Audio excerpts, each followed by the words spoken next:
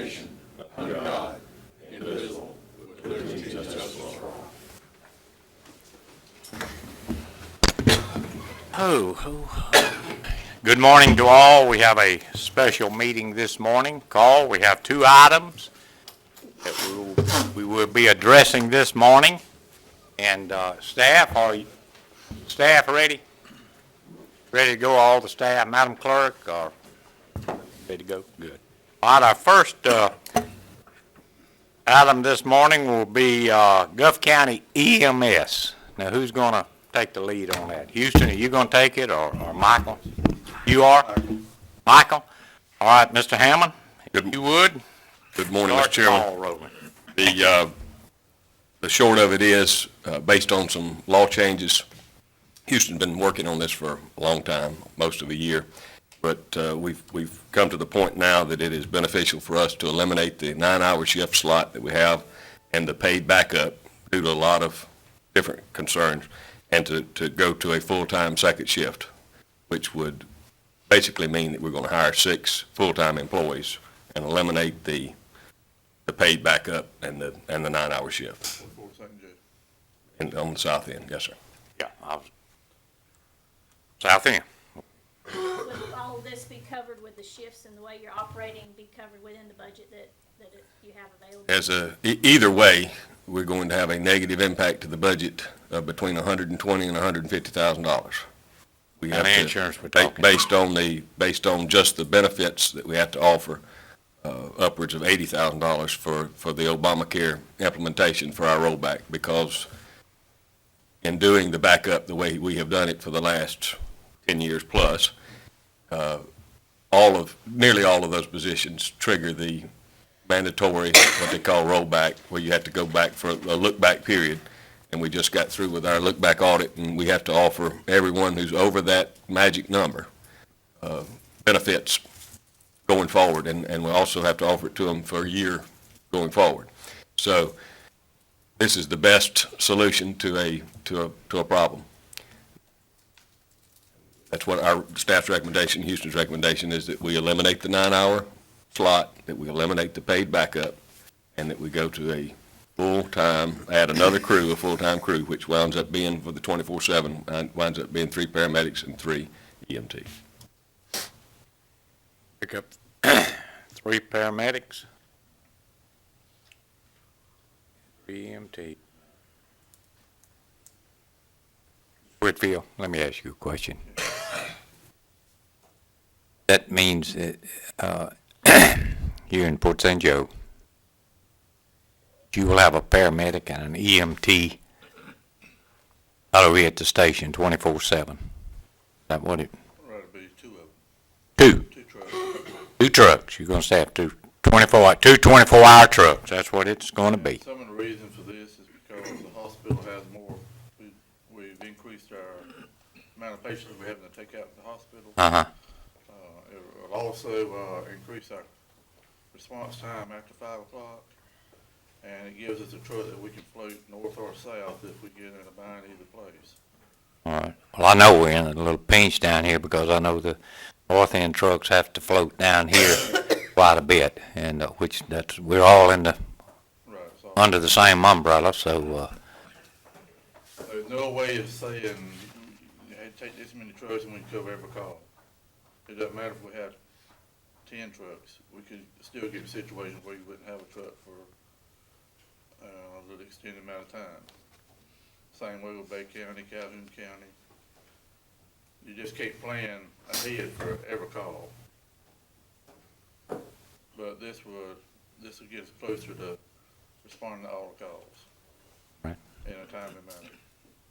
what's your feeling on this?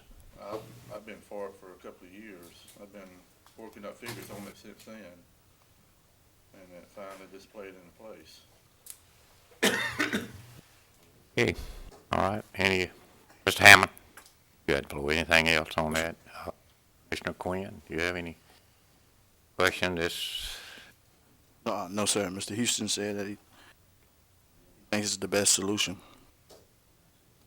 Got to move forward with it. Yeah. Here, Another thing it's gonna do too is, in case of a disaster, most of our people that was working the part-time positions aren't from aren't from Gulf County. So we can't depend on them if we have a hurricane. Having full-time people, those people are dedicated to us in the time of a disaster. That's true. It's gonna increase our pool whenever we do have a hurricane or whatever come in. Deal. So that'll give you a total, just about everybody here in Port St. Joe or in in the south end of the county will be, That's gonna give us, a pool of 10 to 12 people during a disaster that we can distribute around at a time. Okay. We can stagger their working hours in. good deal. Anything else? Anyone? Gentlemen? Commissioner, you have any questions? I'd go along with the recommendation, Whitfield, and All right, I'll entertain a motion that we go with the staff's recommendation on this Gulf County EMS. Motion by Commissioner Barnes, Second. a second by Commissioner Quinn. Any further further discussion, anyone in the audience? No opposition. Motion for the EMS passes 3-0.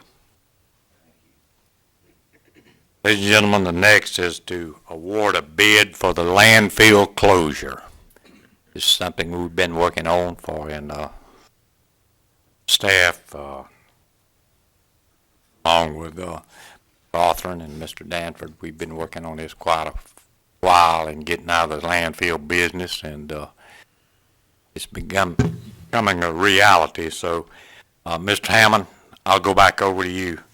Staff's recommendation to award to the low bid of GAC, bid number 151603, to close the landfill. Mark's got all the numbers if you want them all read. They were low considerably. With the one modification, we'll add 20 calendar days to the completion date, so for a total of 140 calendar days. You're going to add a total of 140. The reason for that is the road that the dirt road we're going to be utilizing, it's controlled by Desiree. We can only access that Monday through Thursday, so that cuts off 17 Fridays. There are a couple of holidays in that same time period, so we added 20 days. The other caveat would be that the attorney signing off on the final contract for you to be able to execute it. Mark wants to read those numbers if y'all want to hear the Yeah, numbers. I'd love to, for the record. GAC low bid. What was that? GAC low bid. How much? 881,300. 881,000. All right, that's GAC. All right, Marshall Brothers was next, 974,410. 974,000, okay. Looks like C.W. Roberts at 1,049,910. Gulf Coast Utility Contractors, 1,252,700. And Atlantis Commercial Group, $2,428,228. Well, glad we had a total of 5 bids. That's good, and man, we've got a spread range here, sure enough. Sure enough, we had a meeting the other day with GAC. Everybody's comfortable. Engineer was here. Staff was here. Ready to move forward. GAC, they meet all the criteria on this, and just for the record, and everybody knows, they will furnish the trucks. Gulf County will not put any trucks in this, have any trucks. Gulf Asphalt is responsible for the moving of this field dirt or clay or whatever it is from the 200-acre site up in Honeyville here, and Gulf Asphalt is also will be responsible for the majority of the finish work for this landfill. Am I correct there? That's correct. All right. The only place we'll have trucks now is when we farm out the clay, we're gonna be moving it to our stockpile areas. But that's up there. We won't have any of our trucks on the highway doing this transporting from Correct. Honeyville too. The basic scope of the contract, they're gonna haul 75,000 yards of material from the north end to here. They're also gonna spread that and move 75,000 yards roughly that we have on site to cover it. And basically our deal, we're loading their trucks at the pit. And On we're, site. of course, digging out our own material. So Sure, okay. this will be paid for all out of escrow, landfill closure escrow funds. 881,000 for 2.2. Whew. In addition to that, now, we have to ensure that we get the trucks fully loaded at the landfill. So that falls back on us. I'm looking at ways to cut. We were thinking maybe 2 people, but I'm thinking I can do it with 1 person and technology. And that would be a temporary person. We don't want to give up any of our people for this. We Okay. don't have enough people as it is. Now, we have the equipment to load these and, and not take a half a day to load a truck. We can load one. We can load it, but we want to make sure that we get the clay coming into the landfill that we are paying for. And that onus falls back on us. Make sure the trucks are properly loaded or loaded to their, Loaded and emptied, because this is a mucky material. One, we have to make sure we load them properly when they leave the pit. The other is we need to make sure they're emptied properly when they leave landfill out here. Because it has a tendency to stick. We don't want to haul half a load back and forth all day. no, we don't need to do that. Are you going to document the loads? Yes. Okay, all right. Anything else, Mr. Hammond? Arthur? Nope. Mr. Quinn? Been a long time in the making, and it seems like we finally got some reality. Commissioner Barnes? We'll be out of the landfill hopefully here very shortly. Okay, and, do what? Yeah, I'm fixing to go to. I'll entertain a motion for the bid award to Guff Asphalt for the landfill closure. So move. All right. Thank you, Commissioner Quinn. Thank you also for the second, Commissioner Barnes. Any further board discussion, anyone in the audience? If no opposition, this motion passes 3-0. Ladies and gentlemen. The only other thing that I would add is, and we discussed this at our Thursday meeting, make sure that we're aware of whatever we need to add for the quality control. There are certain things in the closure process that we have to have. Is there anything else that we haven't addressed, Clay? Any DEP issues, anything along in there? Get it down. They'll be on-site monitoring because they have to do compaction tests constantly on this to make sure they're Okay. doing it correctly and sign off, so. Ladies and gentlemen, that concludes our business for this special meeting. And I want to wish everyone happy holidays and see you back here hopefully in 2016. I'll entertain a motion to adjourn. Motion? Second. Meeting adjourned. Thank you.